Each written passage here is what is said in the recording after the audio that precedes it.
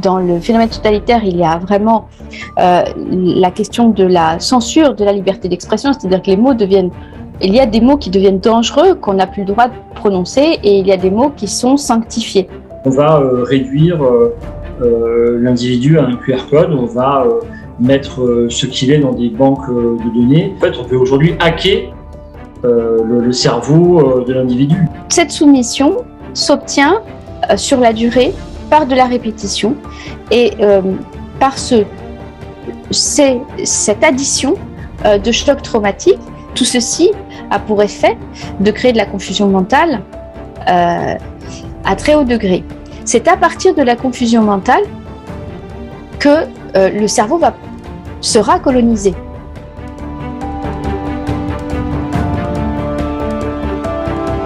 Bonjour Ariane Biran, bonjour Vincent Pavant, merci d'avoir accepté notre invitation.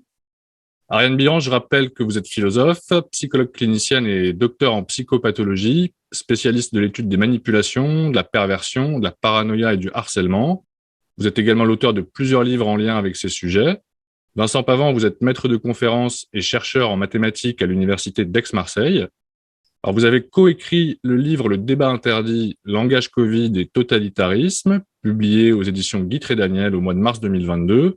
Un ouvrage qui interroge l'usage de la langue, de la logique et de la science dans le cadre de la crise sanitaire et qui propose également une réflexion sur le rapport à la vérité, à la morale et à la justice dans notre société à travers le prisme des décisions prises par le pouvoir politique et des discours tenus par les médias et les scientifiques ou les médecins pendant cette crise.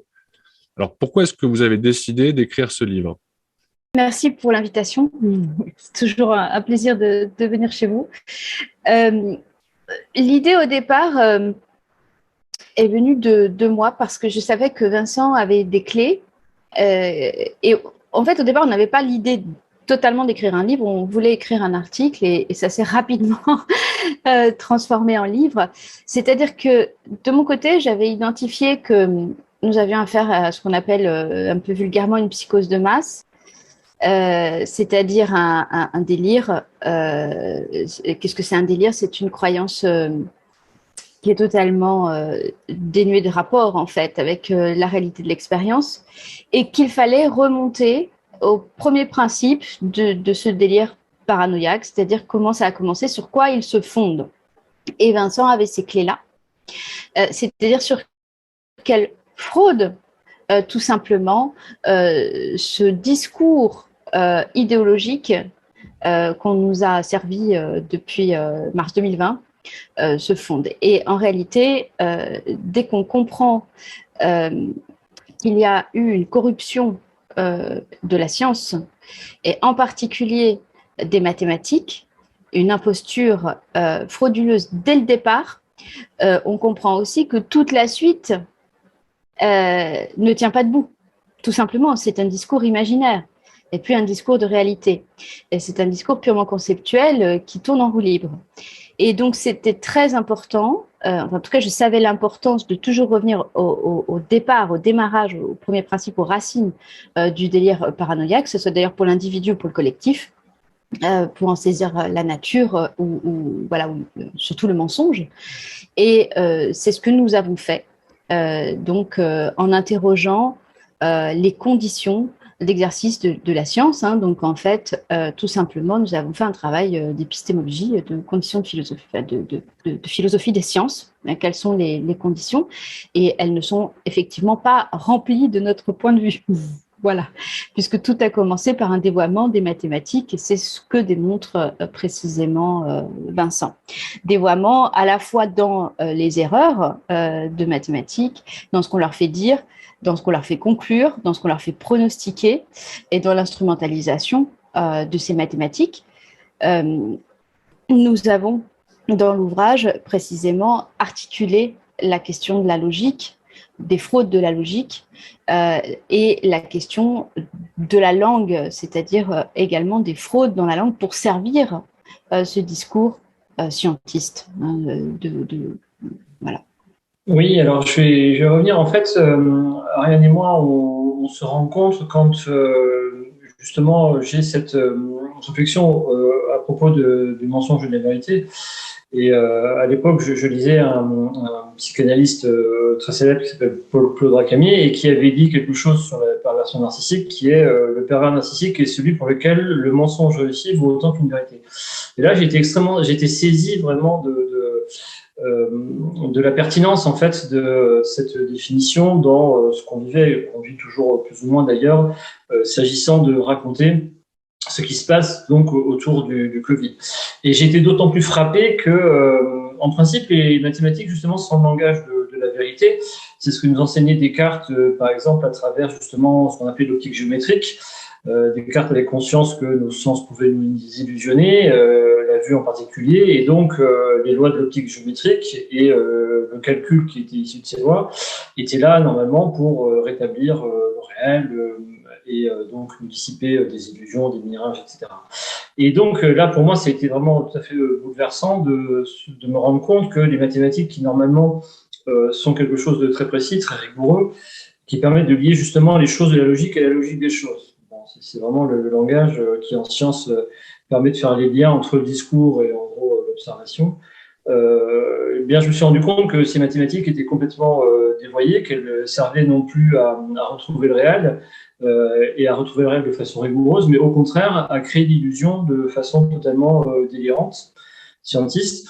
Et je comprenais pas en fait ce qui se passait, parce que pour moi les scientifiques, en particulier ceux qui utilisent des mathématiques dans les sciences physiques, alors on n'utilise que les mathématiques en sciences physiques et les scientifiques n'utilisent que les mathématiques. C'est-à-dire que c'est quasiment tautologique. Hein, si vous utilisez les mathématiques dans vos disciplines, c'est que vous faites en gros des sciences physiques. Eh bien, en fait, tout ça a été totalement dévoyé.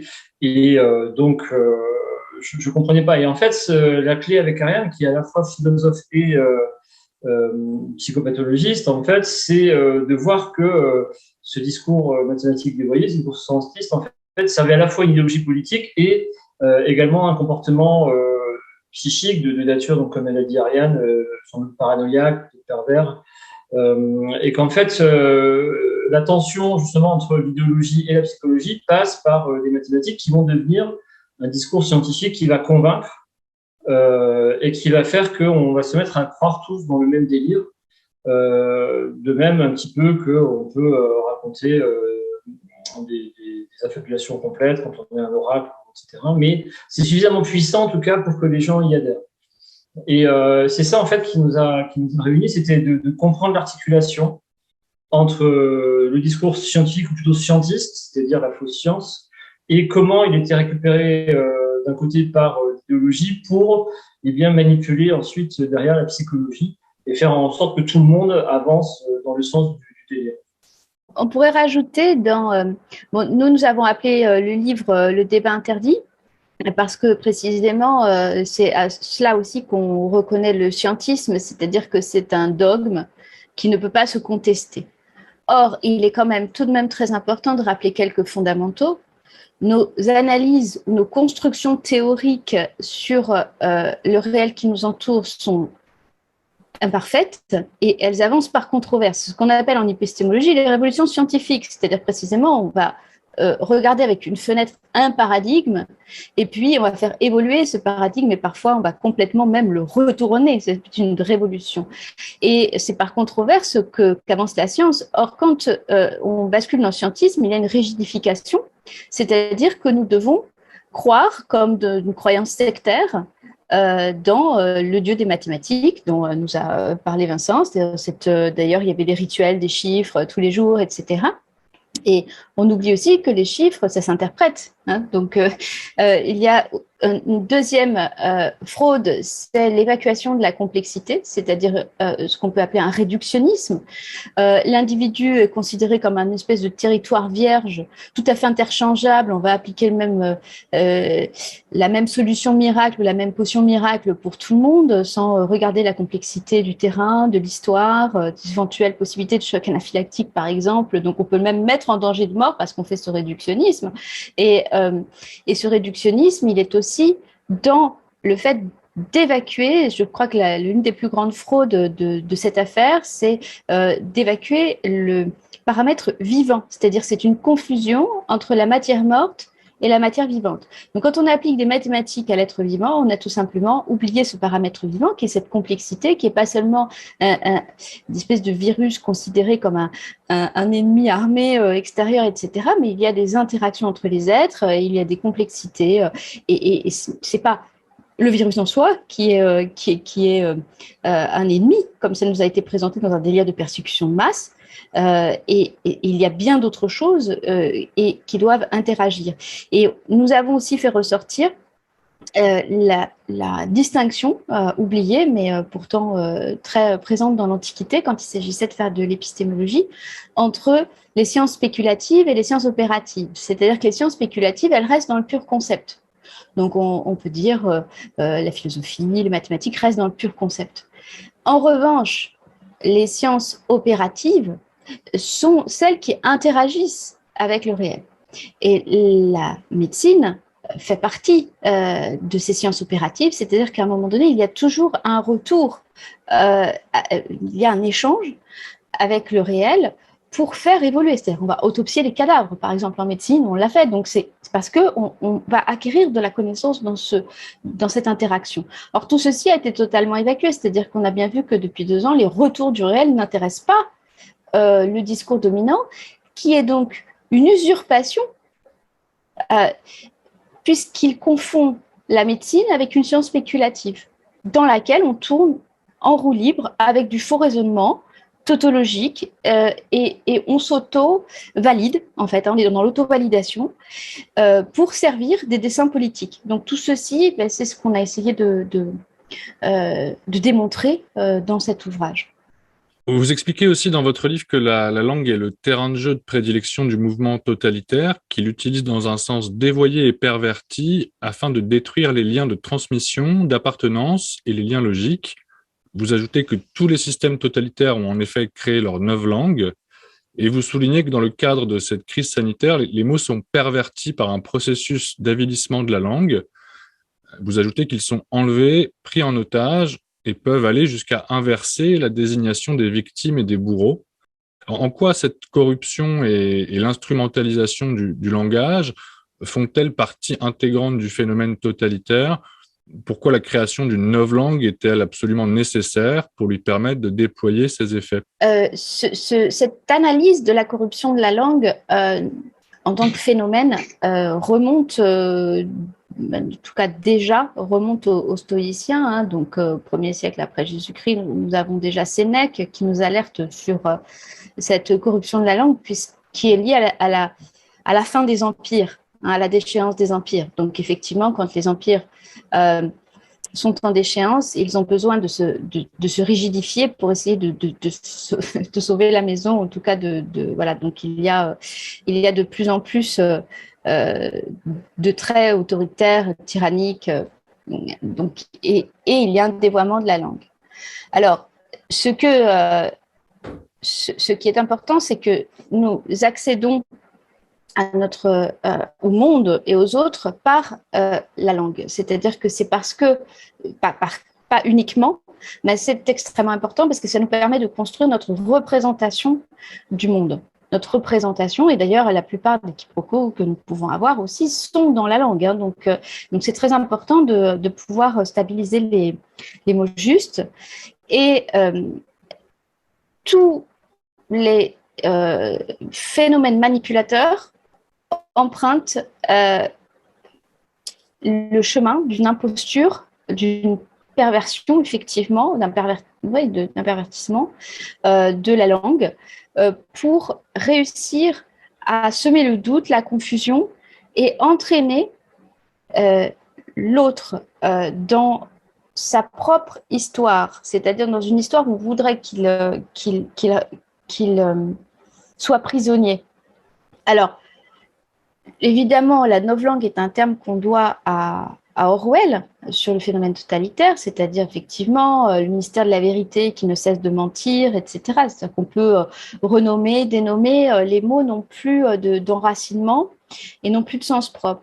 Mais nous avons aussi beaucoup utilisé les analyses de Klemperer, donc l'universitaire juif qui avait été persécuté durant le Troisième Reich et qui avait fait tout un travail de façon clandestine d'analyse, puisqu'il était philologue, sur la langue des nazis, en se rendant bien compte qu'il y avait finalement une évolution dans l'utilisation de la langue qui aidait grandement à la manipulation des masses, non seulement pour légitimer le discours de persécution, mais également pour désigner des victimes sacrificielles.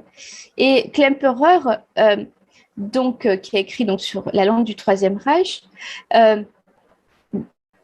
dit avoir acquis la conviction qu'il fallait absolument diffuser son travail parce que il a rencontré une femme qui avait été emprisonnée et il lui demande pourquoi vous avez été emprisonnée et cette femme avait répondu j'ai dit des mots qui n'ont pas plu. Donc finalement il y a dans le mot, en plus dans le phénomène totalitaire, il y a vraiment la question de la censure de la liberté d'expression, c'est-à-dire que il y a des mots qui deviennent dangereux, qu'on n'a plus le droit de prononcer, et il y a des mots qui sont sanctifiés, mais que nous devons, au contraire, intégrer dans la nouvelle religion.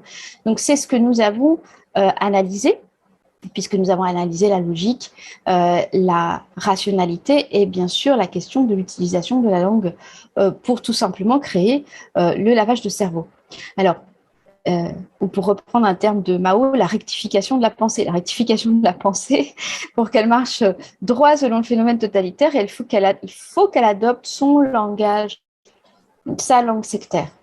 Alors, on a essayé d'analyser comment ça se passait, cette corruption de la langue, pour faire rentrer petit à petit les psychismes dans l'idéologie. Il faut absolument, par exemple, si vous souhaitez culpabiliser quelqu'un, il va bien falloir lui dire que c'est de sa faute. Et donc, il va y avoir des désignations dans la langue. Ça, c'est un exemple très simple. Mais il y a eu beaucoup de phénomènes. Alors, j'ai analysé ce fait totalitaire avec la langue en deux temps. C'est-à-dire qu'il y a eu un phénomène de déconstruction de notre rapport naturel il est naturel parce qu'il est hérité. Nous en avons hérité de nos parents, de nos ancêtres et de toute une histoire de société. Donc, notre rapport naturel à la langue a été confisqué et il y a un second mouvement qui est la colonisation de la langue, par exemple avec les néologismes. Alors, pour le premier mouvement, c'est-à-dire quand on est confisqué de notre rapport naturel à notre propre langue, cela peut passer par l'utilisation de paradoxes, c'est-à-dire de sidération de notre pensée, de telle sorte que nous n'arrivions plus à utiliser certains mots. Alors, l'un des meilleurs exemples, c'est distanciation sociale. C'est-à-dire comment si on se met à distance des autres, ça ne peut pas être social. De la même façon, un malade asymptomatique, un malade a des symptômes. Donc, en fait, ces utilisations de paradoxes sont très, très fréquentes dans la perversion et permettent précisément de créer le doute et la paralysie de la pensée, de façon à pouvoir ensuite la coloniser par une nouvelle langue. Alors, il y a d'autres phénomènes, on ne va peut-être pas tous les énumérer, mais je peux en prendre quelques-uns. Il y a les euphémismes, c'est-à-dire atténuer la réalité traumatique d'un événement ou la charge douloureuse en le banalisant dans un terme plutôt joli. Donc, effectivement, confinement, c'est plutôt joli comme terme, ça fait un peu cosy, etc. Alors que ça a été extrêmement violent pour une très grande partie de la population mondiale qui était confinée sans revenus. Je le rappelle toujours, donc sans moyen de subsistance. Ou de la même façon, quand on va créer des distinctions dans la population en disant qu'une partie de la population n'est pas essentielle, c'est tout de même des marqueurs. Alors, quand il va y avoir la colonisation de la langue, eh bien, cette colonisation va fonctionner en partie par une invasion de néologismes, c'est-à-dire de nouveaux mots. Et on a vu arriver une quantité, moi j'en ai relevé une soixantaine, mais il doit y en avoir plus, de nouveaux mots concernant un langage technique et médical. Alors, encore une fois, pour les spécialistes, des personnes qui ont un vocabulaire assez pauvre, par exemple en France, possède environ 400 mots. Donc 60 sur 400, ça devient beaucoup pour modifier notre rapport à la réalité. Donc, et à la réalité de ce que nous partageons. Donc, on voit bien que tous ces nouveaux mots ont colonisé notre spontanéité dans notre langue et que c'est donc extrêmement compliqué ensuite de sortir de l'idéologie qui a besoin d'utiliser ces mots. L'un des autres marqueurs, c'est qu'évidemment, il y a des mots qui ont disparu. Ou qui ont été très très peu employés. Immunité, soigner, diagnostiquer, voilà, guérir et même remède, par exemple, n'a pas été un mot extrêmement utilisé. Donc tout ceci vise à nous faire rentrer dans l'entonnoir de l'idéologie. Ensuite, c'est comme un viol politique de la langue, en fait. Il y avait chez Klemperer cette idée que les nazis utilisaient la langue pour des fins idéologiques en technicisant et en mécanisant les mots. Alors, c'est exactement quelque chose qu'on a vu. Je vais prendre un exemple. Donc, il y a à la fois, donc, dans la technique, c'est un langage savant et technocratique. Donc, on nous a parlé d'isolement prophylactique, de contact tracing. On nous a parlé de tous ces mots extrêmement techniques qu'on nous a infusés. Et puis, dans ces métaphores techniques et mécaniques, on a retrouvé réellement des termes de la mécanique, comme par exemple les mesures de freinage. C'est-à-dire que là, si vous allez sur le site des déplacements internationaux du ministère de l'Intérieur, on vous explique qu'en cas d'échappement immunitaire, il faudra activer le mécanisme de frein d'urgence. Donc ça, c'est quelque chose qu'avait relevé Klemperer. Alors à quoi ça sert ? Ça sert tout simplement à déshumaniser, bien sûr, c'est-à-dire à réduire toutes les interactions humaines, émotionnelles, sensibles, intellectuelles, politiques, métaphysiques, à de la mécanique. C'est-à-dire c'est de la mécanique plaquée sur du vivant. Mais contrairement à ce que c'est une expression de Bergson, mais ça n'a pas vraiment fait beaucoup rire. Donc c'est quelque chose qu'on a retrouvé sans cesse. Donc on a fait une analyse des discours aussi sur les thématiques guerrières, les thématiques numériques, encore une fois ce réductionnisme de l'individu à un état viral ou un état mathématique, un cas plus, un cas moins. Et tout ceci mérite une grande attention de notre part parce que effectivement à partir du moment où on va réemployer les mots du colonisateur, eh bien nous sommes colonisés. Et nous sommes tous victimes de ce phénomène. Donc, il faut opérer une sorte de traque sur notre usage de la langue. Alors, vous expliquez aussi que le champ politique et le champ médiatique ont usé de procédés manipulateurs bien connus en psychologie par le recours au sensationnel et au passionnel, chargeant d'émotions les discours pour susciter tout à la fois terreur et empathie. Vous précisez d'ailleurs que la terreur et l'empathie sont deux émotions qu'il convient de manipuler pour obtenir une soumission psychique de la part des populations. Vous évoquez l'usage de ce qui s'apparente selon vous à des méthodes de torture psychologique et vous insistez notamment sur le recours à des rituels obsessionnels proches de pratiques sectaires et à des mécanismes de répétition destinés à matraquer, paralyser et sidérer la pensée. Alors comment le recours à l'émotion, notamment la peur et l'empathie, et aux mécanismes de répétition participe-t-il de la subversion du langage et en quoi peut-on parler de torture psychologique selon vous ? Oui, pour coloniser en fait psychiquement quelqu'un, il faut rentrer chez lui. Pour rentrer chez lui, il faut créer un choc, il faut créer ce qu'on appelle une effraction au niveau psychique, une effraction traumatique, c'est-à-dire un cambriolage. Pour cambrioler, c'est très simple, entre guillemets, il faut créer un choc traumatique, c'est-à-dire le sentiment d'une imminence de mort pour soi ou pour autrui. Donc, je crois quand même que tout le monde est d'accord que ceci a été largement agité dans les médias de masse. Pour soumettre également quelqu'un, il faut réussir à créer ces chocs de façon répétée sur la durée, en laissant des moments d'accalmie pour que la personne ait la sensation que c'est terminé. Donc, ce sont des méthodes de torture psychologique, voire, encore mieux, que le bourreau puisse donner la sensation d'être gentil. C'est-à-dire qu'en fait, il torture et ensuite il donne un verre d'eau. Donc, tout ceci a pour effet de créer de la confusion mentale à très haut degré. C'est à partir de la confusion mentale que le cerveau sera colonisé. Alors, les deux grandes émotions qui sont effectivement manipulées sont la terreur, puisque un individu qui est terrorisé perd ses capacités de réflexion. Au moment où il est terrorisé, il n'est plus en capacité d'utiliser ses facultés réflexives, mais également l'empathie, parce que l'empathie est la base du sentiment de culpabilité. Hein, c'est parce que je suis très empathique envers ma grand-mère que, bien évidemment, je n'ai pas du tout envie d'aller la tuer si je la vois et je lui fais un bisou. Donc, comme le sentiment de culpabilité a pour effet de paralyser l'action de quelqu'un, eh bien, nous paralysons à la fois la pensée et l'action. Puisque si on se sent coupable, eh bien, on n'agit plus, puisque de toute façon, ce qu'on va faire, ça ne va pas aller, parce qu'on est coupable.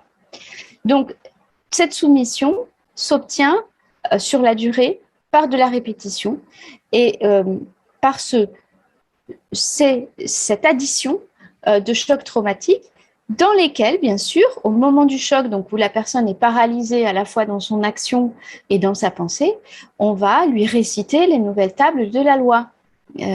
Comme ça a été, je reprends le terme des tables de la loi, puisque c'est quelque chose qui est intervenu au niveau de la pandémie. Donc, c'est comme ça que ça fonctionne, le lavage de cerveau.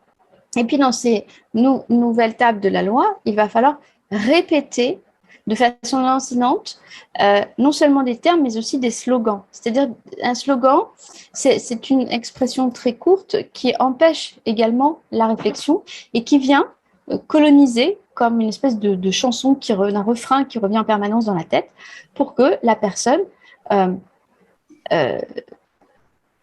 évite précisément de penser.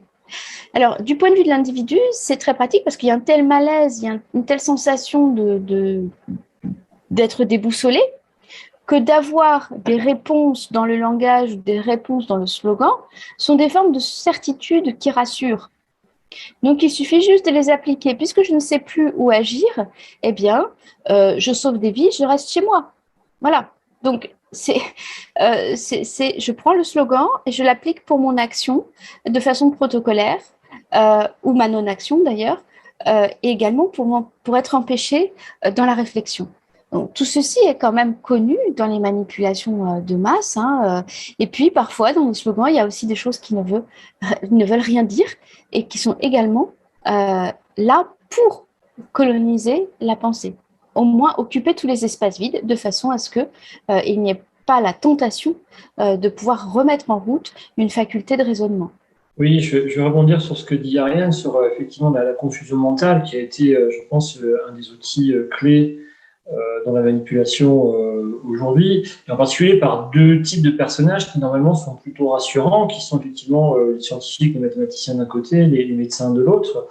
Alors effectivement, les scientifiques normalement ne sont pas des gens qui basculent dans le sensationnalisme, qui effectivement ce sont des gens toujours très mesurés, qui n'en disent jamais plus que ce qu'ils pensent savoir. Et là, on a vu arriver sur le devant de la scène justement des prophètes tels Ferguson ou Cauchemez. À tel point que Cauchemez aura une phrase incroyable dans le journal Le Monde, qu'il interviewera donc en mars 2020, sur les fameux 500 000 morts. Et Cauchemez dira « Ah là là, mon Dieu, mais oui, mais c'est la première fois que je souhaiterais que les modèles se trompent. » Bon.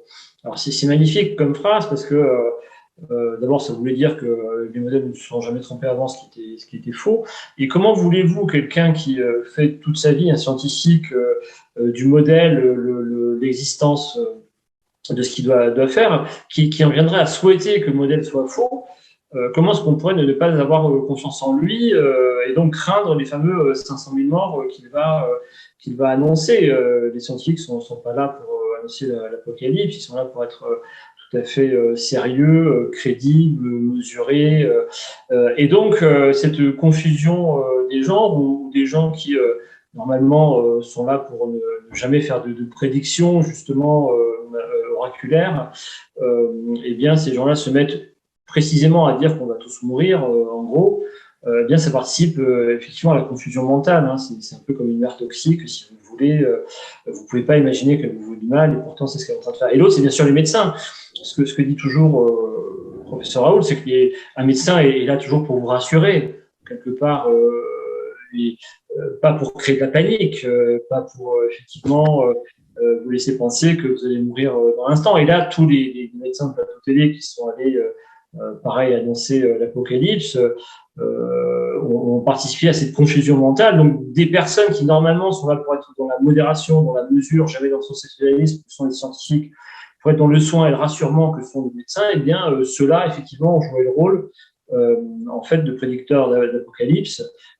Et ça, je pense que ça a eu un impact tout à fait sidérant sur beaucoup de monde qui se sont dit, mais attendez, si ces personnes-là, qui normalement sont mesurées, rassurantes, se mettent tous de concert à dire que c'est très grave et qu'on va sans doute tous peut-être potentiellement mourir, alors il y a quelque chose qui doit nous tenir effectivement dans la peur.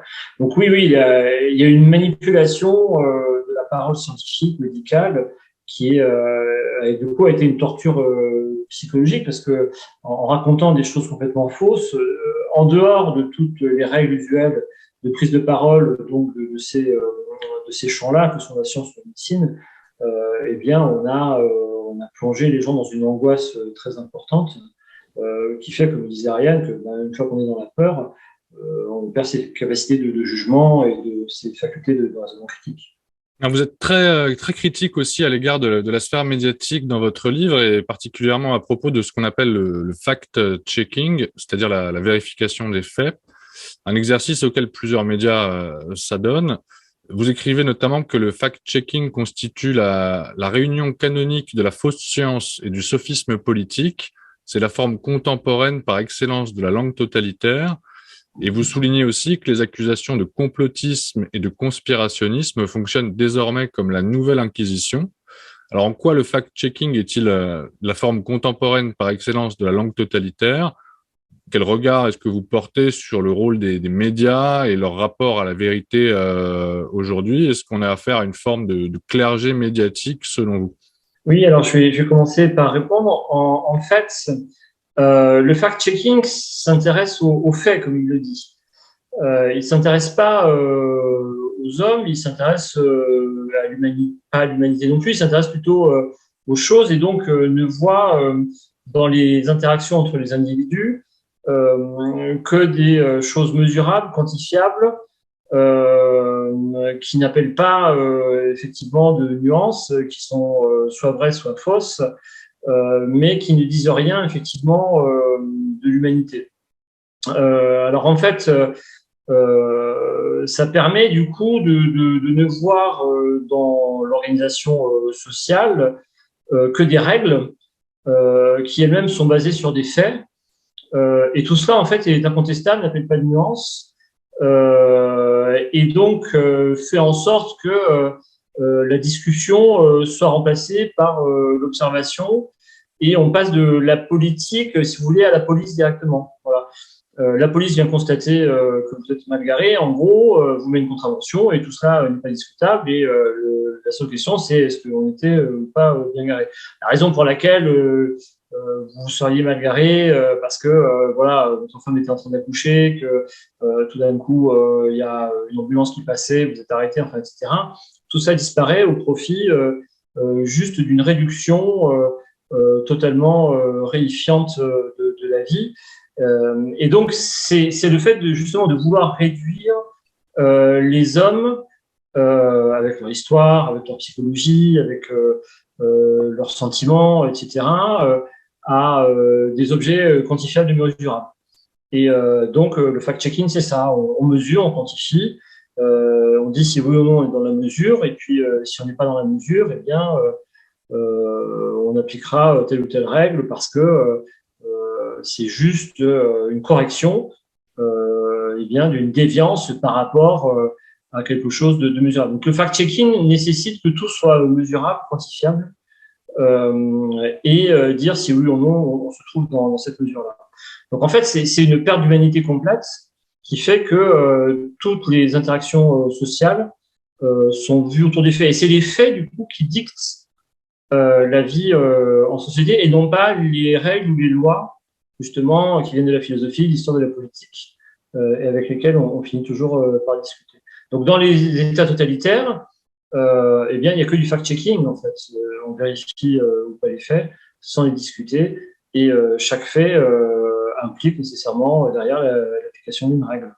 Et c'est en cela que, si vous voulez, on a perdu toute forme d'humanité. On discutait de savoir si on était ou pas contagieux, etc., mais pas du fait de savoir si on avait envie de se retrouver avec quelqu'un.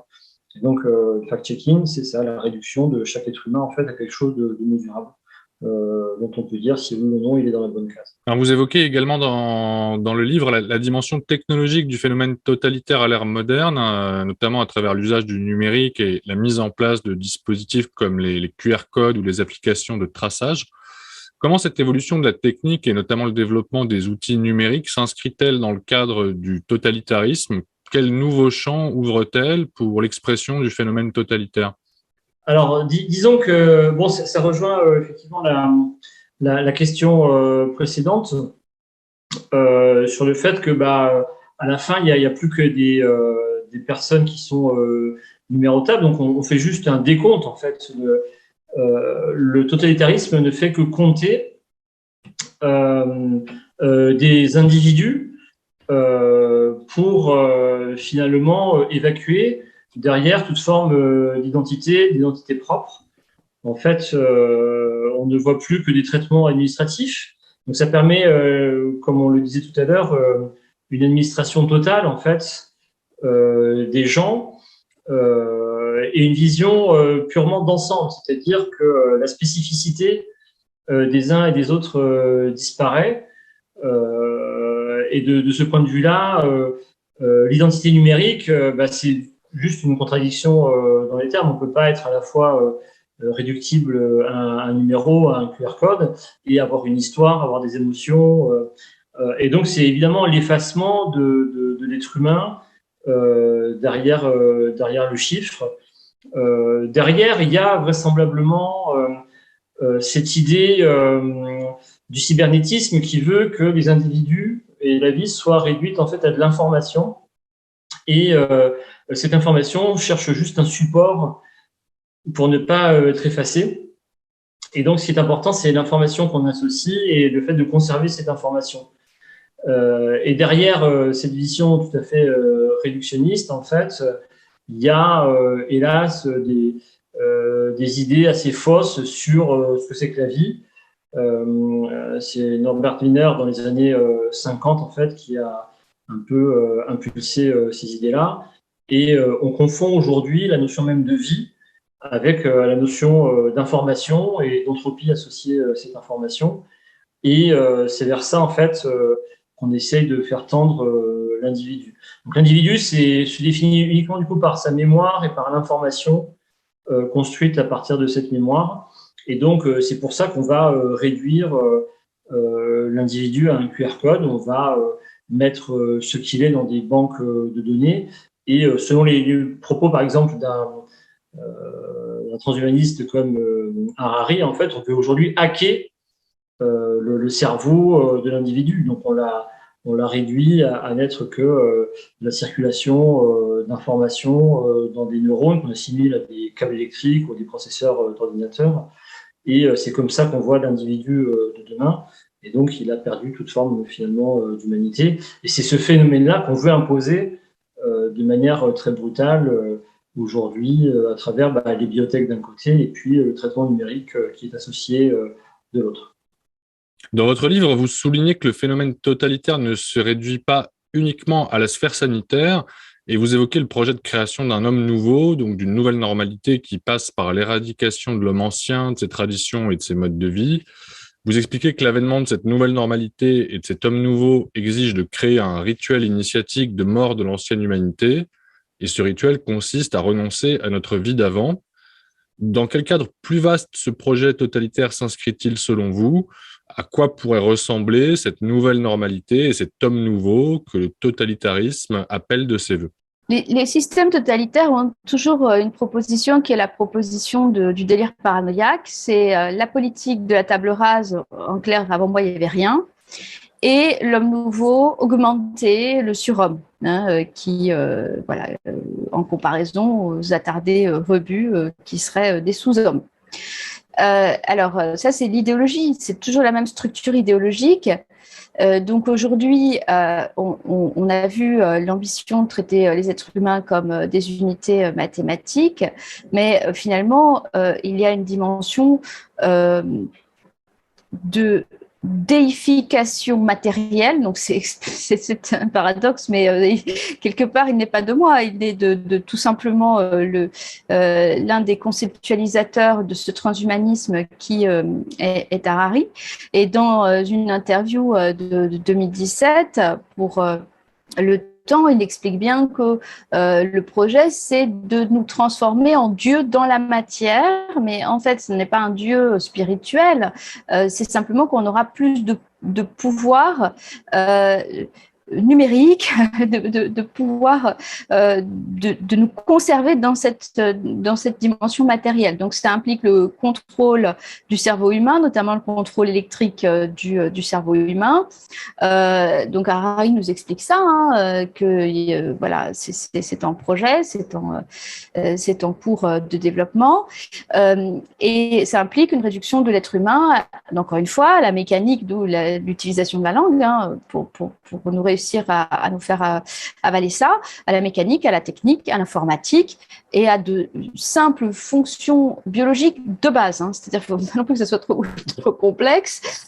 Donc, c'est tout simplement un esclavage expérimental et qui nous est en réalité présenté sous l'idée que nous serions déifiés. D'ailleurs, dans cette interview très intéressante, le journaliste lui pose la question, mais tout de même, voilà, c'est un peu compliqué le terme surhomme parce que ça a été employé quand même par les nazis. C'est un petit peu compliqué. Ben non, Harari trouve ça très bien. Il trouve juste que les nazis, c'était quand même très réducteur parce qu'ils opéraient le surhomme par une reproduction sélective, une purification ethnique, alors qu'aujourd'hui, nous avons bien les moyens de développer le surhomme par l'ingénierie génétique, les interfaces cerveau-ordinateur. Et bien évidemment, ceux qui ne suivent pas le mouvement, eh bien, quelque part, on ne peut que le déplorer. Voilà, donc c'est assumé, c'est pas quelque chose de caché. La division de la société entre des surhommes et des sous-hommes est aujourd'hui totalement assumée. Donc c'est quelque chose qui, à mon avis, doit poser un petit peu question. Donc c'est toujours la même logique, la logique totalitaire. C'est une logique de division, c'est une logique de sacrifice de ceux qui, pour une raison ou pour une autre, ne peuvent pas accéder au nouveau stade du surhomme, tel qu'il va être défini selon l'idéologie du moment. Oui, tout à fait. Et j'ajouterais que dans cette idée de surhomme, le surhomme doit être créé pour aller vers une société optimale, sauf que la société optimale, seul l'ordinateur peut la calculer, puisque lui aurait tous les paramètres, et en ayant tous les paramètres, serait capable de calculer une solution globale qui serait optimale pour l'ensemble. Et dans les sociétés totalitaires, c'est toujours l'ensemble qui prime sur l'individu, et si la solution optimale pour l'ensemble nécessite qu'on se passe de certains, on le fera. Donc, il y a cette idée des inutiles, ce qu'Harari a appelé les inutiles, et qu'on voit d'ailleurs dans les soignants suspendus, qu'on considère comme des inutiles, non essentiels, puisque même quand l'hôpital hurle effectivement de manque de moyens, que les pompiers se battent jour et nuit contre les incendies, eh bien, on les laisse en dehors parce que ces gens-là, refusant au fond la biotechnologie qu'on veut leur imposer, eh bien, ils ne peuvent prétendre au statut justement d'homme augmenté, qui lui seul pourra constituer dans l'avenir une société meilleure, qui sera justement optimale à plein niveau. Donc, les mathématiques sont censées être celles qui vont nous donner le guide de l'organisation optimale et il faut vous y conformer. Donc, si en mars 2020, l'ordinateur dit que le confinement permettra de stopper l'épidémie ou de lisser les pics redoutés parce que justement l'hôpital est sous-dimensionné, alors il faut absolument s'y conformer parce que dans la société du futur, c'est au fond l'algorithme optimal qui donnera le mode d'organisation de la société. Et si vous n'êtes pas d'accord, eh bien, vous faites partie des gens qui n'auront vraisemblablement plus le droit de vivre en société. Donc, il faut penser, je crois, ce qui est important, c'est de bien voir qu'il y a une vraie idéologie derrière. Alors, elle était cachée, mais justement, elle s'impose de manière sournoise à travers la langue mécanique. Et l'étude de la langue, en fait, dit souvent énormément de choses sur l'idéologie souterraine, en fait, eh bien, qui anime souvent les décideurs, les idéologues, les propagandistes. Et derrière, on sait qu'il y a ce qu'on peut jouer des techniques de nudge, hein, mais bon, qui sont au fond, j'allais dire, c'est aussi un nouveau mot pour parler tout simplement de la propagande, tout ce qu'il y a de plus ancienne. Il y a des cabinets de conseil, en fait, souterrains qui sont animés en général par des idéologies qu'eux-mêmes ne maîtrisent pas et qui font justement que ça va être très contagieux parce que ça passe dans le langage sans qu'on ne s'en rende pas compte, même si eh bien, le langage a été lui-même remodelé à partir d'une perversion du sens pour imposer eh bien, une nouvelle perception idéale de l'humanité et du futur. Ce qui est très important dans les phénomènes totalitaires, c'est qu'on se projette toujours dans le futur et dans la société idéale du futur où eh bien, l'homme pourrait vivre quasiment de manière éternelle. C'était le Reich dominant. Et chez Harari, c'est l'idée que l'homme étant réduit à son information, à sa mémoire, en fait, il faut juste qu'il trouve les substrats pour vivre le plus longtemps possible. Mais le corps et le cerveau sont des organes biologiques qui, hélas, vieillissent, qui ne sont pas parfaits. Et dans, effectivement, l'idéologie, il y a cette idée, de toute façon, qu'on va aller vers une fusion homme-machine pour sauver l'individu défini par son information et sa mémoire. Et l'augmentation de l'homme par la biotechnologie fait partie, évidemment, des moyens de débarrasser l'homme des scories de son corps. Et ça, c'est tout à fait clair. Donc, oui, il y a dans cette novlangue, en fait, un parti pris idéologique très puissant. Et si on ne l'analyse pas, en fait, il va s'imposer à nous comme par effraction. C'est exactement ce que disait Ariane au début. Et tous les mots qu'on emploie sont autant d'entrées par effraction dans notre perception de l'homme et de la société qu'on veut nous imposer.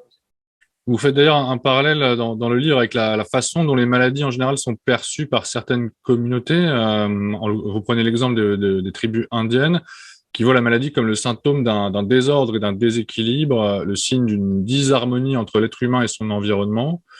Alors, que traduit aussi cette crise de notre rapport à la maladie, à la santé et à la vie, selon vous? Je crois il est très utile de reprendre la distinction du philosophe italien Agamben entre j'ai envie de le dire comme ça, de la vie et la survie. Hein. C'est-à-dire qu'en fait, ça traduit une société terrifiée par la vie et qui cherche à se maintenir dans la survie. La vie suppose des prises de risques et de l'aventure. C'est aussi de l'imprévu, c'est de l'accident, c'est du mouvement et c'est aussi de la maladie et de la mort. C'est le prix à payer en fait de nos vies. C'est d'être à un moment donné confronté à la maladie et à la mort. Donc l'idée d'immobiliser la vie, eh bien, c'est tout simplement une société morte. La vie et le mouvement. Donc immobiliser les populations, c'est mortifère, tout simplement. Alors, la définition implicite de la santé depuis 2 ans, c'est l'absence de maladie potentielle.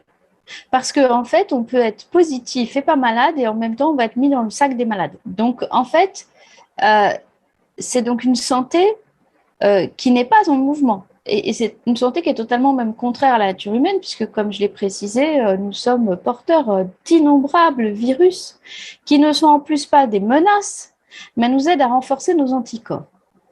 Donc, si on avait pris la définition que donne le philosophe Canguilhem de la maladie, il est évident que l'orientation politique face à ce que nous avons vécu n'aurait pas du tout été la même. Je vais donner cette définition. La santé, c'est le luxe de pouvoir tomber malade et de s'en relever. Toute maladie est au contraire la réduction du pouvoir d'en surmonter d'autres.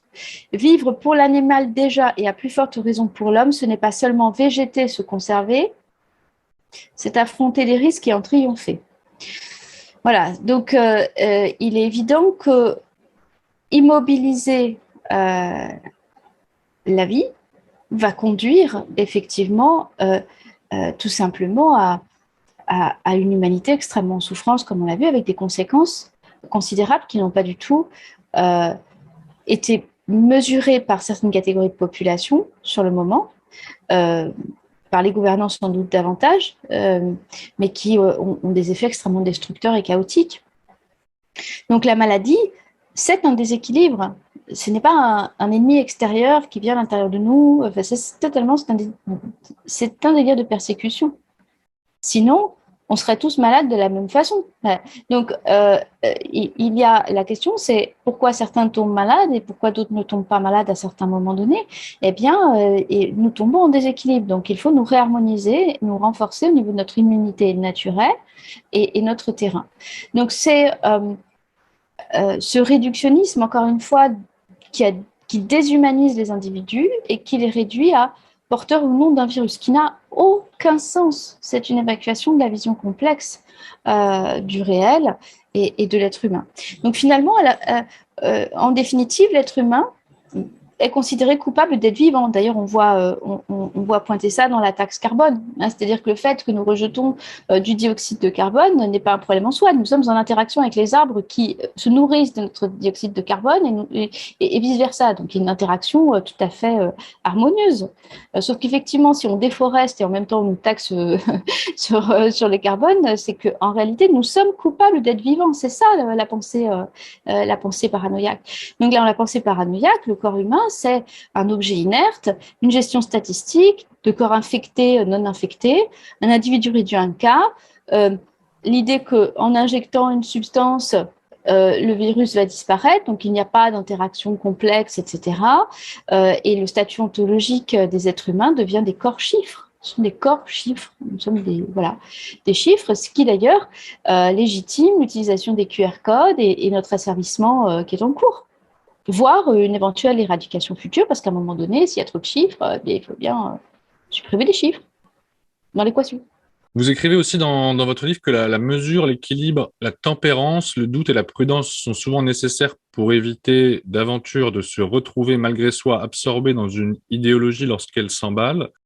Alors, Ariane Biran, dans l'un des textes de votre ouvrage Chronique du totalitarisme, vous évoquiez l'ataraxie, c'est-à-dire la suspension des émotions, et l'époquait la suspension du jugement comme des antidotes salutaires pour résister à l'embrigadement.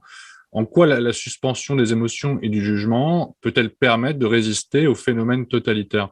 Comme on l'a vu, il y a donc cette contagion de la nouvelle langue et des émotions qui sont fabriquées dans les manipulations de masse. Alors, il y a quand même quelques critères intéressants à regarder. C'est quand vous voyez tout le monde changer radicalement du jour au lendemain et suivre en fait un discours ou partager des émotions qui sont totalement identiques, nous avons probablement en fait affaire à une manipulation.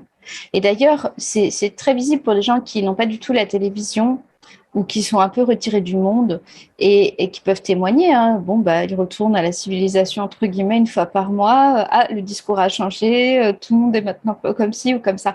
Et donc, je crois que la masse a rarement raison. C'est-à-dire que quand on voit des phénomènes collectifs d'un coup qui s'emballent, on doit toujours garder une distance pour d'abord analyser ce qui se passe avant de d'accepter de rentrer dans ce phénomène, pourquoi pas, mais il faudrait accepter d'y rentrer en connaissance de cause. Et donc, ces deux méthodes stoïciennes, hein, de philosophie antique, sont très importantes parce que c'est un premier mouvement, en tout cas, extrêmement important. C'est-à-dire, non seulement je ne souscris pas à ce qu'on immédiatement à la nouvelle croyance, mais je suspends mon jugement. C'est-à-dire, je ne vais pas non plus essayer d'aller contre tout de suite. J'observe, je me mets à distance, je prends de la distance et j'observe. Et de la même façon pour les émotions, c'est-à-dire, j'observe quelles sont les émotions qui me traversent. Et si je suis pris de panique, il faut quand même se souvenir que toujours, les personnes qui ne nous veulent pas du bien essayent de nous faire peur. C'est très simple. Donc, c'est dans les contes d'enfants. Enfin, c'est vraiment... voilà, donc c'est important de regarder déjà à l'intérieur de soi, parce que quand même, là où nous avons le pouvoir, c'est déjà de ne pas alimenter cette idéologie ou ces idéologies changeantes et mouvantes, donc déjà de pouvoir prendre de la distance. Ensuite, si on n'est pas pris dans ces émotions de masse ni ce discours idéologique, nous aurons la capacité de commencer à analyser ce qui se passe, même si on ne le comprend pas tout de suite, parce que parfois c'est extrêmement complexe, et donc il faut prendre le temps. Mais déjà, se mettre dans cette position de... si tout le monde commence à suivre aveuglément un nouveau film, c'est peut-être qu'il y a un nouveau film qu'il convient d'analyser, et pas qu'il s'agit d'une vérité ou d'un nouveau phénomène qui serait absolument réel. Voilà. Et on le voit, enfin, les gens, selon l'influence médiatique, on passe d'un sujet à l'autre.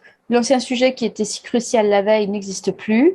Donc, il y a bien l'existence de manipulation de masse. Et alors, pour conclure, quel point le plus important que nos auditeurs devraient retenir de cet entretien selon vous? Bon, tout d'abord, qu'ils lisent notre livre pour se rendre compte encore plus, sans doute, à quel point il est important de porter son attention sur la langue que nous utilisons, l'usage des mots et la justesse des discours, et réussir à se légitimer en tant qu'individu pour interroger ce qui est présenté comme une certitude. Et les certitudes, c'est souvent très dangereux. Voilà. Effectivement, comme ça a été mis en exergue dans le livre, les mots peuvent être comme des muscules gouttes de poison, et c'est contre celle-là qu'il faut lutter. Et en fait, chaque mot mérite une analyse, chaque construction de phrase mérite une analyse, de sorte que on arrive derrière à repérer les mécanismes de l'idéologie. Et donc, ce livre, c'est à la fois quelque chose qui a été pour nous l'occasion de faire nous-mêmes une analyse, mais qui est aussi le point de départ, je pense, vers quelque chose d'encore plus large sur l'articulation entre l'idéologie et la psychologie. Et la raison pour laquelle, finalement, on se met, selon les termes de la Boétie, à entrer dans une servitude volontaire. Et c'est contre cette servitude volontaire qu'il faut absolument lutter en analysant les mécanismes du langage qui nous font agir, hélas, pour la plupart d'entre nous, comme on a agi aujourd'hui. Je pense, pour terminer, à certains médecins qui ont sacrifié quelque part des non-vaccinés en les traitant comme des manqueriens ou en les refusant tout simplement d'entrer à l'hôpital. Donc, comment on en arrive là? C'est par le langage, et l'analyse du langage est fondamentale pour comprendre comment elle va manipuler tout simplement l'intérieur. Merci à tous les deux pour votre éclairage.